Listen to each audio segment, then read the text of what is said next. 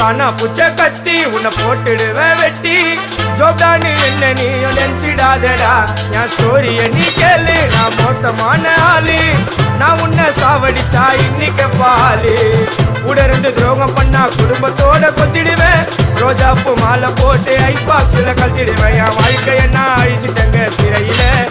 ஓங்கி 1 போட்ட 10க்கு தரையில என் வாழ்க்கைய நான் அழிச்சிட்டங்க சிறையில ஓங்கி 1 போட்ட 10க்கு தரையில